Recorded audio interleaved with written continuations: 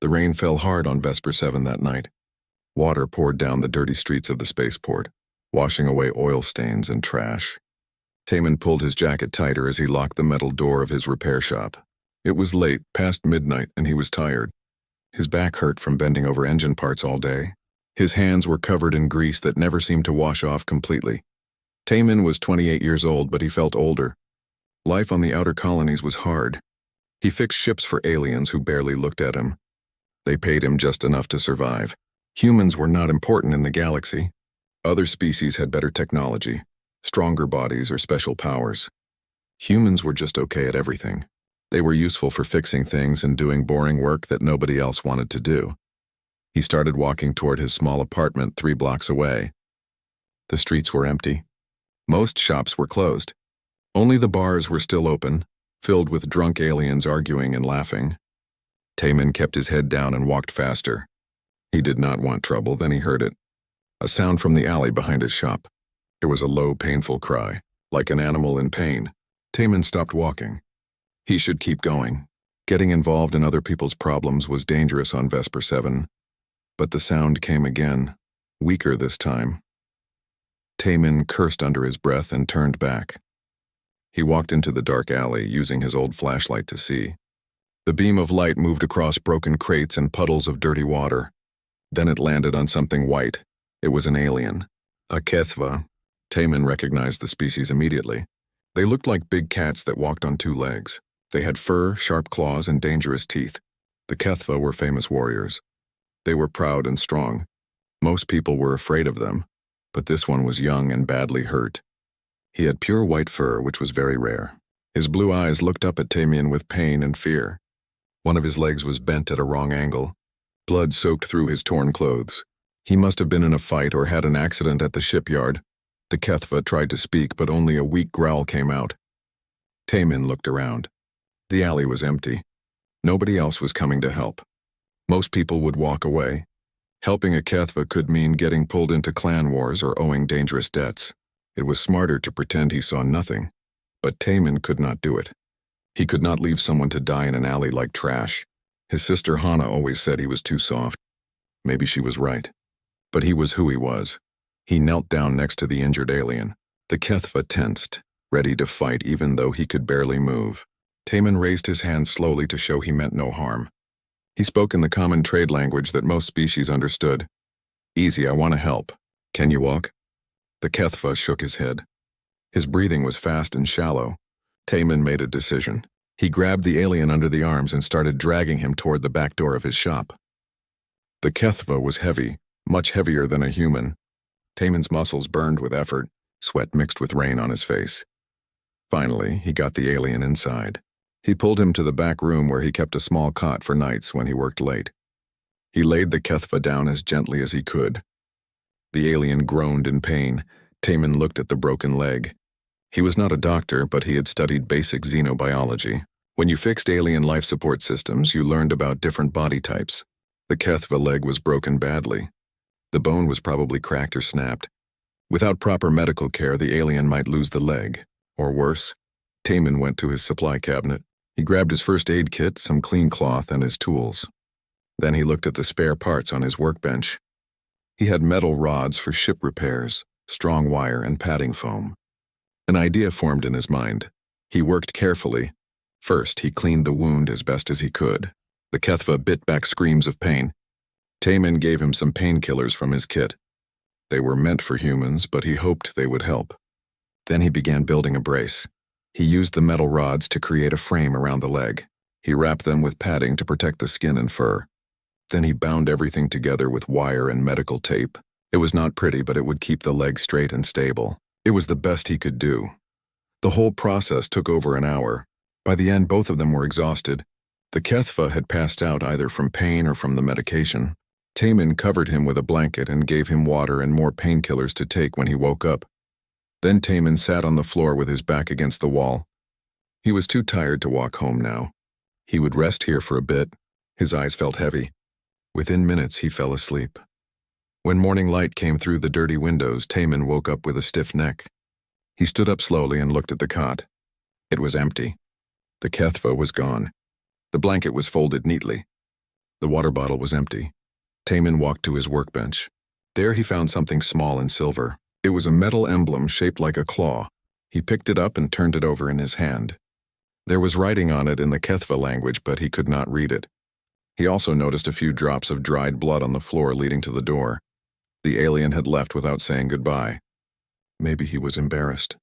Maybe he was in a hurry. Maybe he did not want anyone to know he had been helped by a human. Taman did not know and did not really care. He was just glad the HFY was alive and able to walk away. He put the silver claw emblem in a drawer with other random items and forgot about it. It was just another strange night on Vesper 7. He had work to do, ships to fix, bills to pay. Life went on. Taman never learned the alien's name. He never knew that the young HFY he saved would remember him forever. He never imagined that this one act of kindness would change his life and the fate of humanity itself. Years passed. Taman kept working as a mechanic. He moved to different stations and different colonies, always chasing slightly better pay and slightly better working conditions. His sister Hana became a shuttle pilot. She visited him when she could, bringing news from Earth and stories from her travels. They talked about going home someday. Back to Earth where things were simpler. But the tickets were expensive and there was always another repair job, another broken ship, another month to survive. 15 years went by like this. Taman turned 43. His hair started turning gray at the temples. His hands were permanently stained with engine grease. He was still fixing ships, still invisible to most aliens. Still just another human trying to make it in a galaxy that did not care. He had completely forgotten about that rainy night on Vesper 7. The memory was buried under thousands of other days and nights that all blended together. The silver claw emblem was lost somewhere in his old belongings, thrown away or left behind during one of his many moves. But the white-furred HFY had not forgotten. Somewhere out in the galaxy, he had grown strong. He had become a warrior, then a commander, then a legend among his people. And he still remembered the human mechanic who asked for nothing and expected nothing in return. He remembered the small act of kindness when he was alone and broken and afraid. That memory shaped everything he became. And now, after all these years, fate was about to bring them together again. But Taman did not know this yet. He was just living his normal life, fixing ships and dreaming of Earth. Sometimes the smallest moments create the biggest changes. Sometimes a forgotten act of kindness becomes the seed of something greater.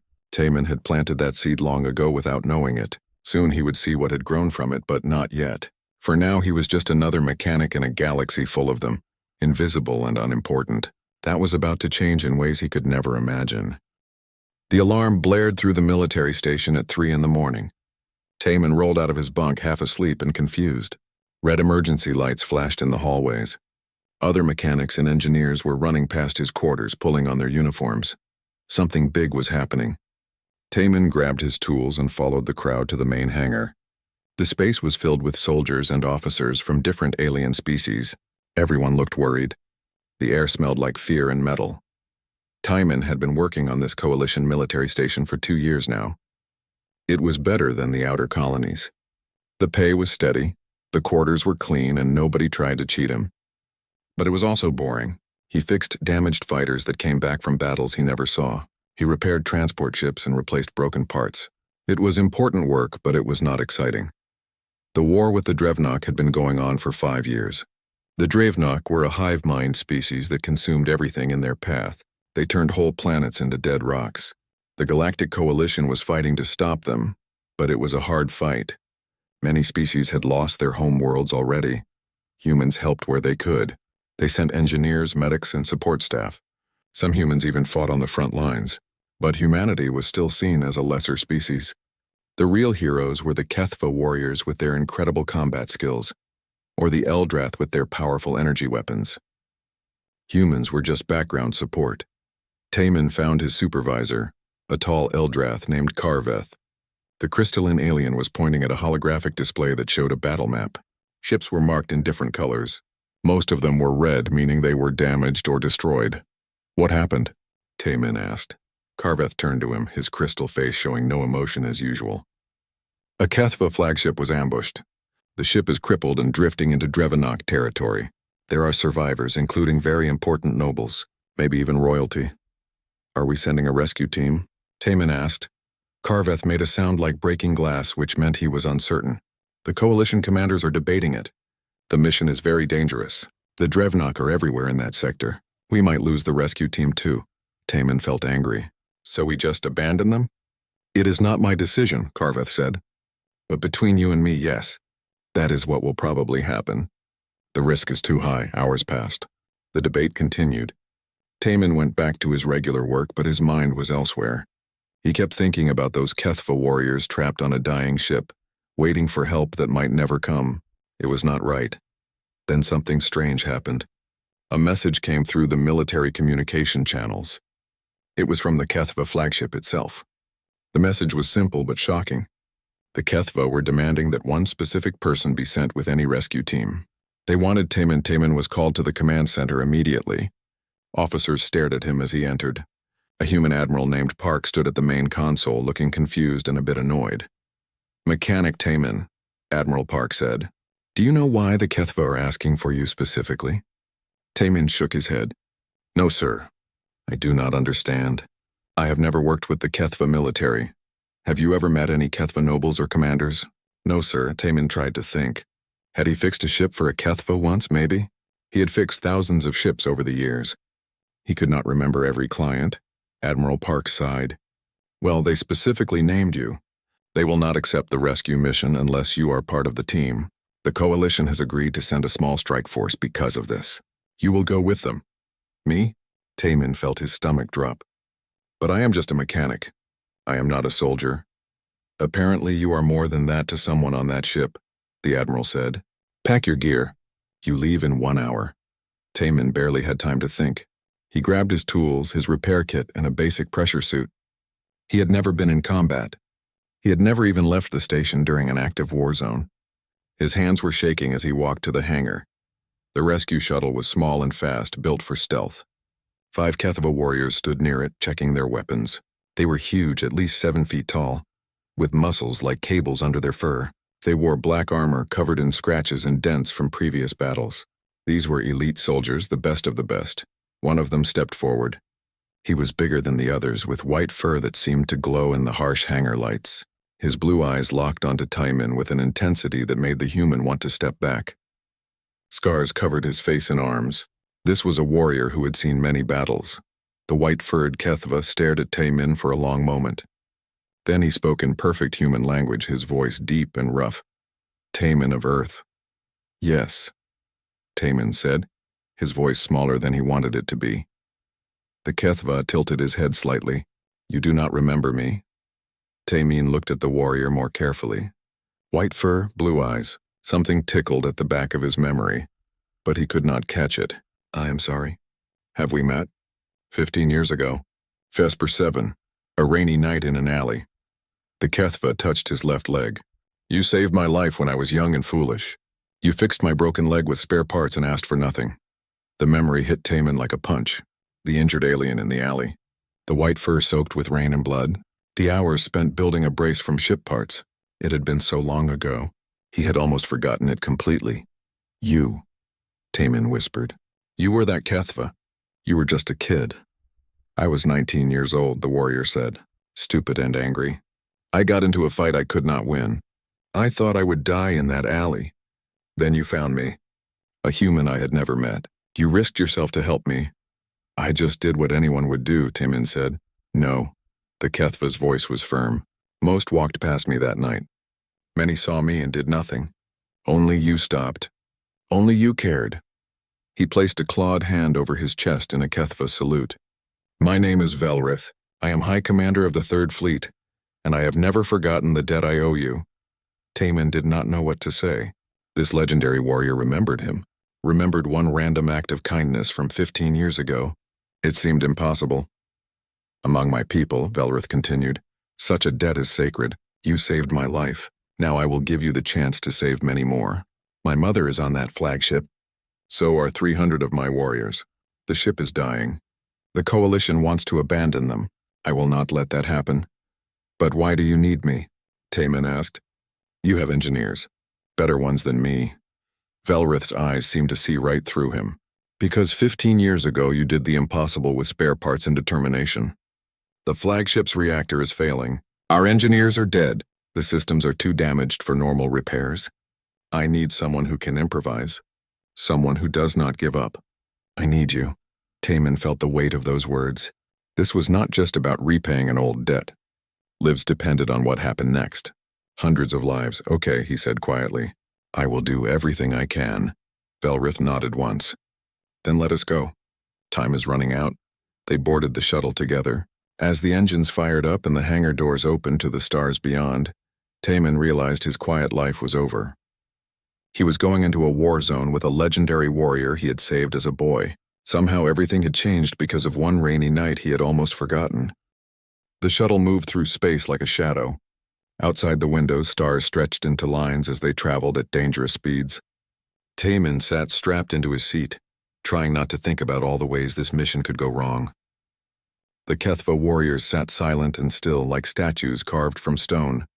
Velrith sat across from him, checking his weapons. The white-furred commander had barely spoken since they left the station. His blue eyes were focused on something far away. Taman wondered what he was thinking. Was he worried about his mother?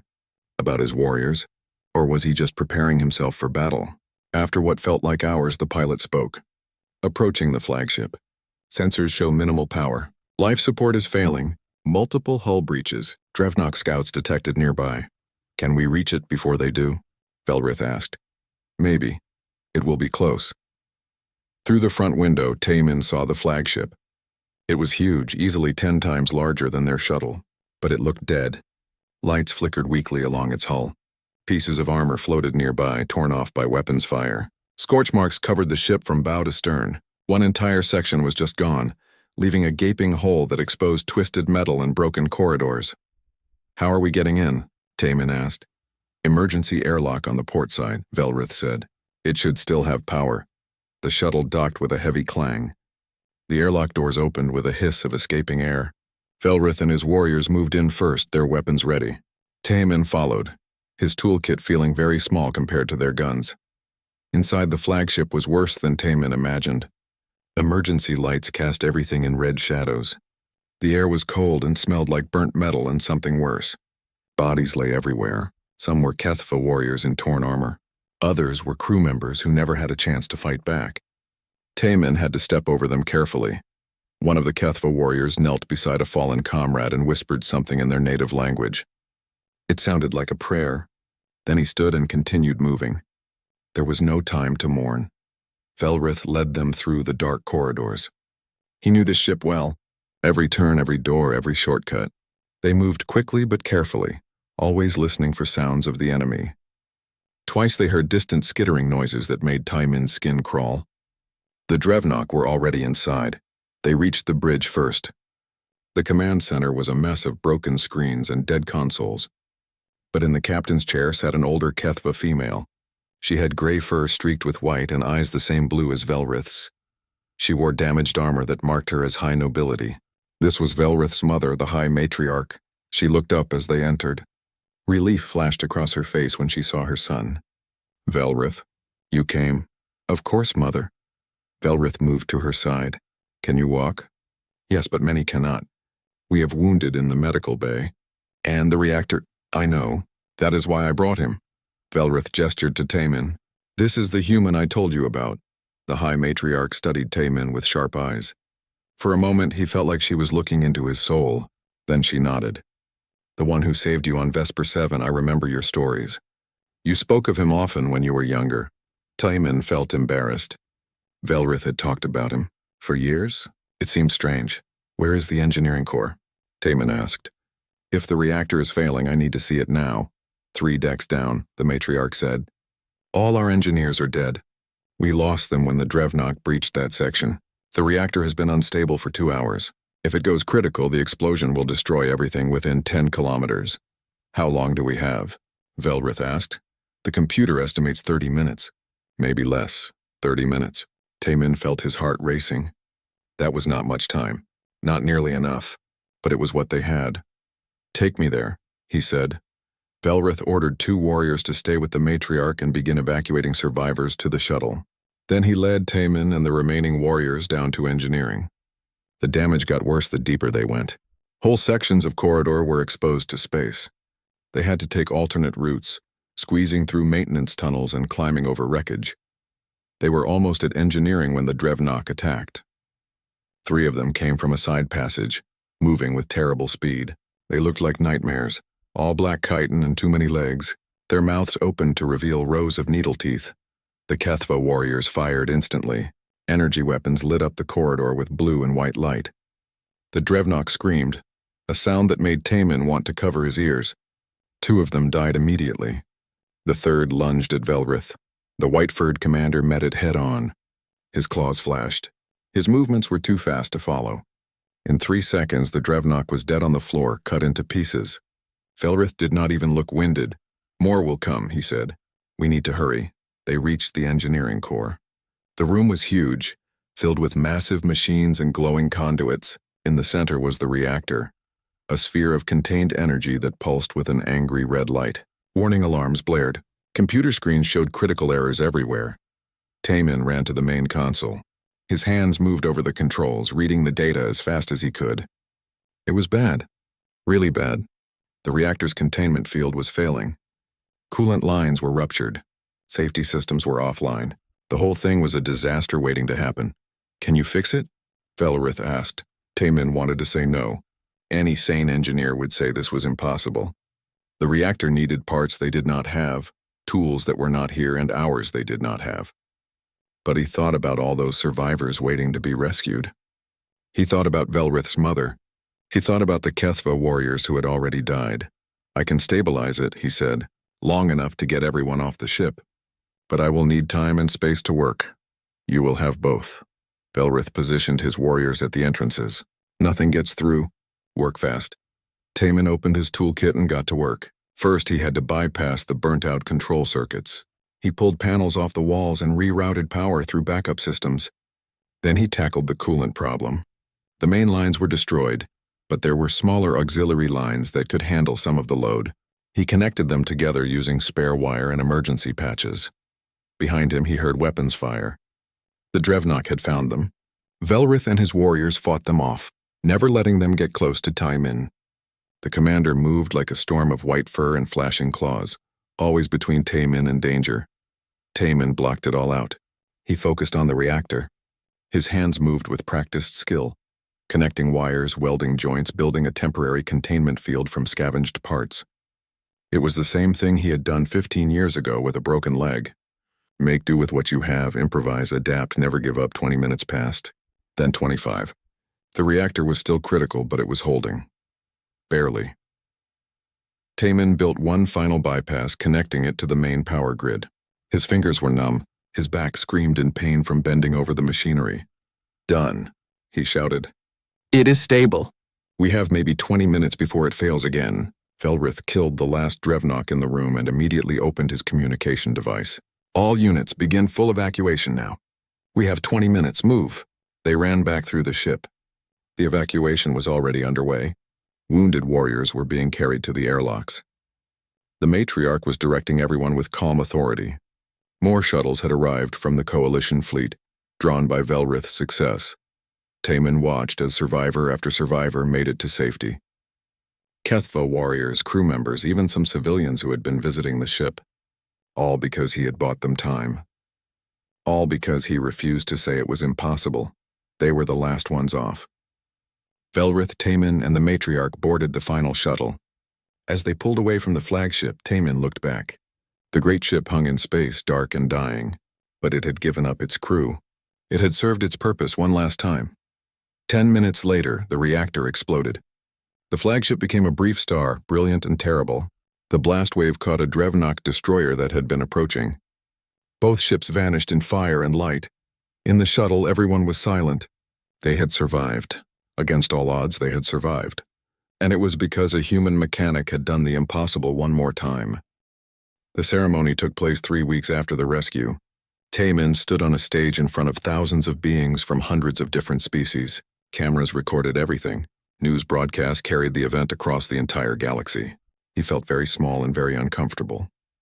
He was wearing his best clothes, which were not very fancy. Just clean work clothes without oil stains. His sister Hannah stood in the crowd, smiling so wide it looked like her face might break. She had taken leave from her cargo runs just to be here. She kept wiping tears from her eyes. Velrith walked onto the stage. He wore formal armor polished to a mirror shine. The silver claw emblem on his chest caught the light. He looked every bit the legendary warrior that everyone said he was. The crowd fell silent as he approached the podium. "Today," Velrith began, his voice carrying across the hall, "we honor someone special. Not a warrior, not a soldier, but someone whose actions saved hundreds of lives and changed the course of a battle." He turned to look at Taemin. 15 years ago, I was young and foolish. I got into a fight that broke my leg and left me bleeding in an alley on Vesper 7. Many people saw me that night. They walked past. They did not want to get involved with HFY and his problems. But one person stopped, a human mechanic named Taemin. He did not know me. He had no reason to help me. In fact, helping me could have brought him trouble. But he helped anyway. He spent hours fixing my leg with spare parts from his shop. He gave me medicine and water. He asked for nothing in return. The crowd was completely quiet now. Everyone was listening. That act of kindness shaped who I became. Velrith continued. It taught me that true strength is not just about fighting. It is about compassion. About helping others even when it is hard. Even when there is no reward. That is the lesson a human taught me. He held up a silver medallion shaped like a claw. It gleamed in the lights. This is the silver claw, the highest honor my people can give to someone outside our clans. In all our history, only 12 beings have received this honor. Today, Taemin of Earth becomes the 13th. Velrith walked over and placed the medallion around Taemin's neck. It was heavier than it looked. The commander put his hand on Taemin's shoulder and spoke quietly just for him. "Thank you. For everything." The crowd erupted into applause. Aliens of every species clapped, cheered, or made whatever noise their people used to show approval. Taemin felt his face burning with embarrassment, but also with something else. Pride, maybe, or just the knowledge that what he did mattered. After the ceremony, everything changed. News of the rescue and the award spread everywhere. People wanted to interview Taemin. They wanted to hear his story. Suddenly, humans were not invisible anymore. They were being noticed. The coalition military started assigning more humans to important positions. An Eldrath commander requested human engineers for his dreadnought, specifically asking for people who could think like Taemin. A Quarren research station invited human scientists to join their team. Even the proud HFY clans began accepting human advisors and technicians. Taemin's sister Hannah got promoted to captain of a coalition frigate. She called him the night she got the news, laughing and crying at the same time. They said they needed captains who could improvise and think on their feet. Like humans do. Like you do, big brother. "I am just a mechanic," Taemin said for the 100th time. "No," Hannah said firmly. "You are the mechanic who saved the High Matriarch. You are the human who showed the galaxy what we can do. You changed everything, Taemin, everything." Maybe she was right. Taemin saw the changes happening around him. Humans walked with their heads higher now. They were being treated as equals, not as second-class support workers. It was strange to think that one act of kindness 15 years ago had led to all of this. Velrith visited him whenever his duties allowed. The white-furred commander was incredibly busy leading fleets and planning battles, but he always made time. They would sit together in quiet corners of whatever station Taemin was working on, drinking bitter alien coffee and talking about nothing important. One evening, they sat on an observation deck watching ships come and go through the space lanes. Velrith seemed tired. There were new scars on his face from recent fighting. "The war is getting worse," Velrith said quietly. "The Drevnok are regrouping. They are planning something big." "How big?" Taemin asked. "Big enough to end everything if we are not careful." Velrith stared out at the stars. "They are gathering their forces for an attack on Station Harmony. If Harmony falls, the coalition breaks apart. Then they consume us one system at a time." Station Harmony was the coalition's central hub. Millions of beings lived there. It was where all the different species came together to work and trade and live in peace. If it fell, everything fell with it. "When?" Taemin asked. "Soon. Maybe weeks. Maybe less." Velrith turned to look at him. "I wanted you to know. So you can prepare. So you can decide if you want to stay or go somewhere safer." Taemin thought about it. He could run. He could take his sister and find some quiet colony far from the fighting. They could hide and hope the war passed them by. It would be the smart thing to do, but that was not who he was. 15 years ago, he could have walked past a dying HFY in an alley. That would have been smart too. Safe. But he did not do it then, and he would not do it now. I am staying, he said. Harmony will need engineers. They will need people who can fix things when they break. That is what I do. Velrith smiled, showing his sharp teeth. I knew you would say that. Thank you, my friend. Friend. The word made Taman feel warm inside. He had friends on different stations, sure. Other mechanics and engineers he talked to. But this was different. Velrith was one of the most powerful warriors in the galaxy, and he called Taman his friend. It meant something. Can I ask you something? Taman said, of course. Why did you never forget? That night on Vesper 7, it was 15 years ago. I barely remembered it myself. Why did it matter so much to you? Velrith was quiet for a long moment. When he spoke, his voice was soft. Because in that moment I was nothing. A wounded stranger in an alley. I had no clan honor to protect me. No reputation, no power.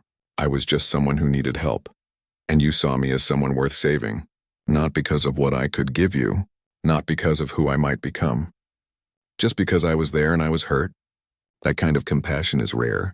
It is precious. I never wanted to forget it. Taman did not know what to say to that. He had just been doing what felt right. He never thought it was special. That is the gift of humanity, Velrith continued. You do not always see how special you are. You think of yourselves as ordinary.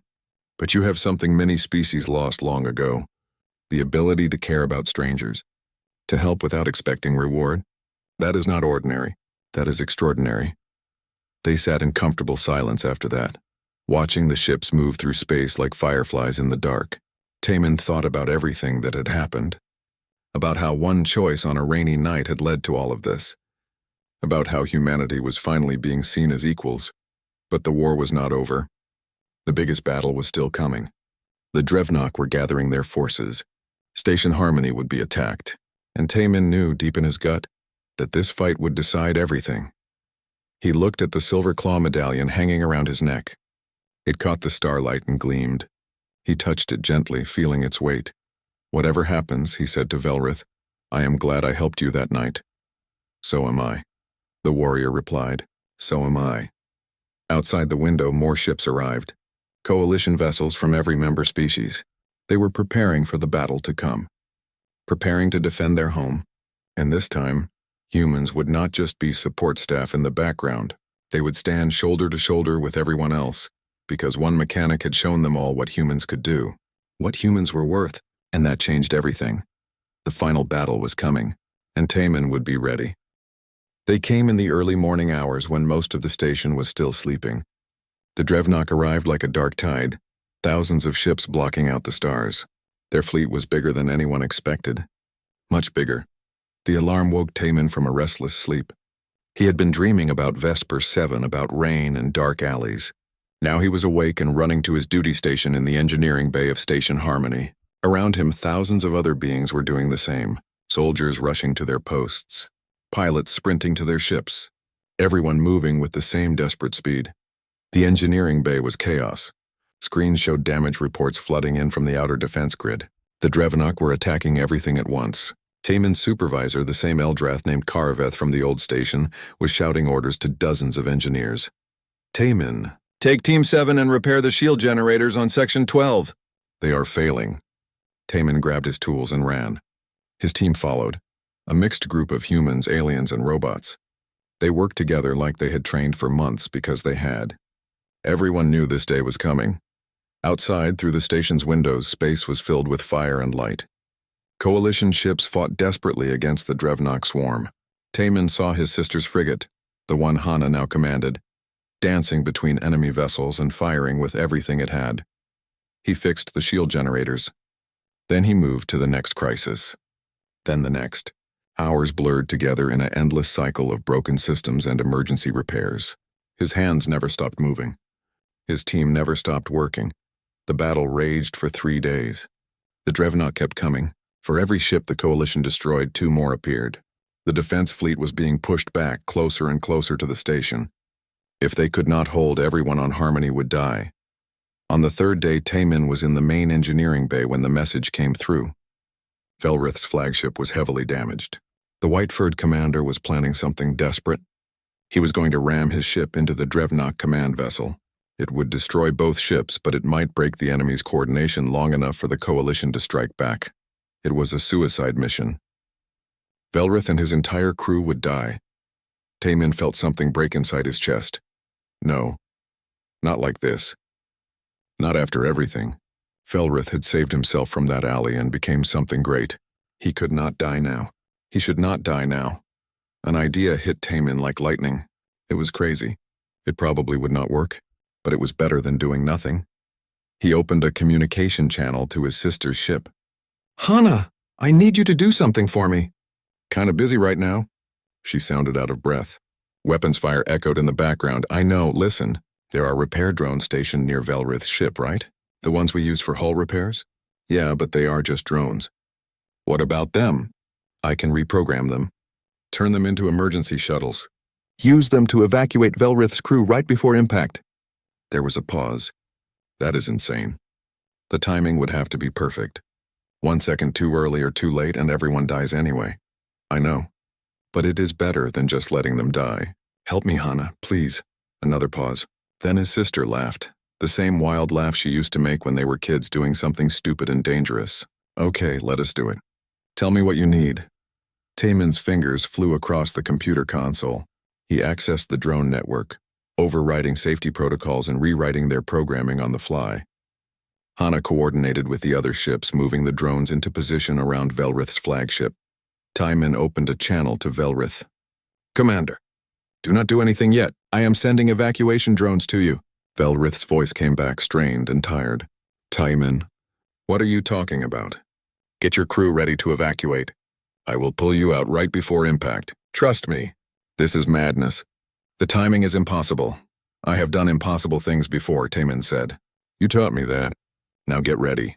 He could hear Velrith giving orders to his crew. The flagship accelerated, racing toward the Drevnock command ship. Taemin watched the trajectory on his screen. He calculated speed, distance, timing. Everything had to be exact. The drones moved into position. They attached to the flagship's hull near the airlocks. Taemin's hands were shaking now. Numbers scrolled across his screen. 10 seconds to impact. 9, 8, evacuate now. Taemin screamed into the communication channel. The Kethva crew poured into the drones. Velrith was the last one out, as any good commander should be. 6 seconds. 5. The drones detached and fired their engines at maximum power, pulling away from the flagship. 4 seconds. 3. The flagship was a blazing comet now, unstoppable and terrifying. 2 seconds, 1, impact. The explosion was like a second sun being born. The flagship and the Drevnock command vessel annihilated each other. The blast wave rocked the entire battlefield. Ships tumbled through space. Even Harmony's shields flickered, but the drones made it. Barely. They were scorched and damaged, but they survived. Taemin guided them to the nearest coalition ships. One by one, they docked safely. Velrith and his crew were alive, and without their command ship, the Drevnock fleet fell into chaos. The coalition forces struck hard and fast. Within hours, the enemy was retreating. Within a day, they were gone. The battle was over. Harmony was saved. The cost was terrible. Thousands of ships destroyed. Tens of thousands dead. Whole sections of Harmony damaged. But they had won. The coalition survived. Taemin did not leave the engineering bay for 2 more days. There was too much to repair. Too much work to do. When he finally collapsed from exhaustion, other engineers had to carry him to the medical bay. He woke up to find Velrith sitting beside his bed. The white-furred warrior looked like he had been through a shredder. His armor was gone, replaced with simple clothes. Bandages covered his arms and chest. But he was alive. He was smiling. "You saved my life again," Velrith said softly. "Twice now." Taemin tried to sit up and immediately regretted it. Everything hurt. Just returning the favor. "You saved us all with that ramming attack. We saved each other. That is what friends do." Velrith reached out and clasped Taemin's hand in his large, clawed one. "I do not know how to repay this debt. I spent 15 years trying to repay the first one. Now I have 2, Taemin smiled tiredly. "You already repaid it. You showed everyone what humans can do. You gave us respect. You gave us a place in the galaxy. That is worth more than anything. Then we are even, Velrith said. Brothers in all but blood. Brothers, Taman agreed. The war continued for another 2 years, but the battle for harmony was the turning point. The Drevnok never recovered from losing their command structure. Slowly, system by system, the coalition pushed them back. Eventually, they retreated to the dark spaces between galaxies, never to return. When peace finally came, Taman was 50 years old. His hair was more gray than black now. His hands were scarred from years of work. But he had lived to see humanity become full partners in the Galactic Coalition. He had seen humans rise from invisible support staff to respected equals. He retired from active duty and finally went home to Earth. His sister came with him. They bought a small house near the ocean, far from spaceports and war. It was quiet. It was peaceful. It was everything he had dreamed about for decades. But Velrith visited him one last time before he settled into retirement. The white-furred warrior arrived on a beautiful spring day, stepping out of a shuttle with the grace of someone who had spent his life fighting. He was older too now. Gray streaks ran through his white fur, but his blue eyes were still sharp and kind. He brought a gift, a small box made of carved wood from his home world. Inside was a seed. This is from the sacred grove on my planet, Velrith explained. These trees live for 1,000 years. Planted here in your home, let it grow as a symbol of the bond between our peoples, between our families. Together they planted the seed in Taman's garden. They watered it and covered it with earth. It would take years to grow, but it would outlive both of them. A living reminder of friendship that crossed species and saved lives. That evening they sat on Taman's porch watching the sunset over the ocean. The sky turned orange and pink and purple. Stars began to appear overhead. Up there, human ships patrolled alongside HFY warships and Eldrath dreadnoughts. The galaxy was at peace. Do you ever think about it? Velrith asked. That night on Vesper 7, how different everything would be if you had just kept walking. Taman thought about it. Sometimes. But I could not have left you there. It would not have been right. That is what makes you special, Velrith said. What makes humans special? You do what is right even when it is hard, even when no one is watching. Even when there is no reward. That is true strength. They sat in comfortable silence as the stars grew brighter. Taman thought about his life, about all the ships he had fixed, all the people he had helped, all the impossible things he had done. He had gone from an invisible mechanic to a legend, from nobody to somebody. But the best part was not the fame or the medals or the recognition. The best part was knowing that he had made a difference, that his small acts of kindness had rippled outward and changed everything. Thank you, Taman said quietly. For what? Velrith asked. For remembering, for caring, for showing everyone that humans matter.